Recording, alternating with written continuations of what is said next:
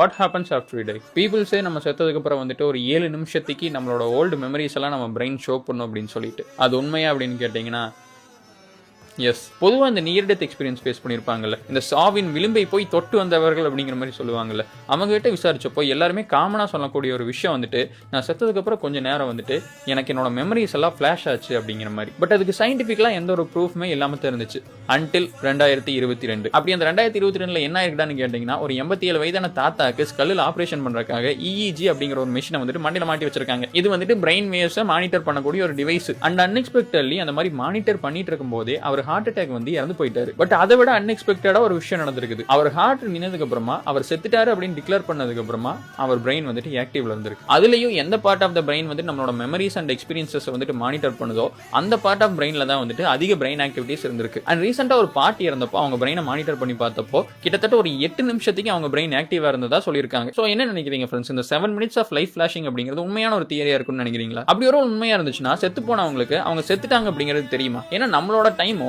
அவங்களோட டைமோ ஒன்னா இருக்கணும் அப்படிங்கிற மாதிரி எந்த ஒரு அவசியமே இல்லையில. சில நாள் நம்ம ட்ரீம்ஸ் எல்லாம் சில செகண்ட்ஸ் வந்துட்டு சில நாட்கள் மாதிரி தெரியுமில்ல. சைக்கோடெலிக்ஸ் எடுத்த சில பேர் 10 நிமிஷம் ட்ரிப் வந்துட்டு ஏதோ ஆயிரக்கணக்கான வருஷங்கள் வாழ்ந்த மாதிரி எல்லாம் இமேஜின் பண்ணிருக்காங்க. சோ இந்த 7 நிமிஷம் அப்படிங்கிறது ஏன் 70 வருஷமா இருக்க கூடாது? And what if we are already dead? இது எல்லாமே நம்மளோட இமேஜினேஷனா இருந்தா what if it's my 7 minutes friends? அது இல்ல அப்படிங்கறத எப்படி ப்ரூவ் பண்ண முடியும்? ஏன்னா பயாலஜிக்கலா இது எதனால நடக்குது அப்படிங்கிறது வந்துட்டு யாராலையும் சொல்ல முடியல. இந்த மாதிரி ஒரு மனிதன் இறந்ததுக்கு அப்புறமா அவன் பிரெயின் ஆக்டிவா இருக்கிறது எவல்யூஷன் வைஸ் எந்த வகையில ஹெல்ப் பண்ணுது? இப்ப கை இருக்குன்னு வைங்க, அது ஏதாச்சும் பிடிக்கிறதுக்கு தூக்கறதுக்கு ஹெல்ப்ஃபுல்லா இருக்குது. கால் நம்ம டிரான்ஸ்போர்ட்டேஷன் ஹெல்ப்ஃபுல்லா இருக்குது. ஹார்ட் வந்துட்டு நம்ம உயிரோட வச்சுக்கிறதுக்கு பிளட் பம்ப் பண்றதுக்கு ஹெல்ப்ஃபுல்லா இருக்குது. பட் வந்துட்டு செத்ததுக்கு அப்புறம் பிரெயின் ஆக்டிவா இருக்கிறதுல என்ன யூஸ்? மேபி ஒரு வேளை நம்ம உடல்லயே வந்துட்டு பிரெயின் தான் ஒரு முக்கியமான பார்ட்டா இருந்து அந்த பிரெயினுக்கு சாகிறது பிடிக்காம அதை திருப்பி ஆக்டிவேட் பண்ண முடியுமான்னு நம்ம பாடி எடுக்கக்கூடிய கடைசி ஒரு முயற்சியா அந்த எலக்ட்ரிக்கல் இம்பல்சஸ் இருக்கலாம்ல. லைக் இப்போ ஹார்ட் நின்றுச்சுன்னு வைங்க, எலக்ட்ரிக்கல் இது வைக்கிறாங்க. அதே மாதிரி நம்ம பாடியே வந்துட்டு இன்பில்டா இந்த மாதிரி எலக்ட்ரிசிட்டியை வந்துட்டு பாஸ் பண்ற மாதிரி கண்டுபிடிச்சிருக்குமோ? அப்படி ஒரு வேளை எலக்ட்ரிசிட்டினால பாடி ஒர்க் ஆகுதுன்னா நம்ம மிஷின்ஸா? What if we are all robots? So உட்காந்து யோசிச்சோம்னா இந்த எல்கேஜி படத்துல வர மாதிரி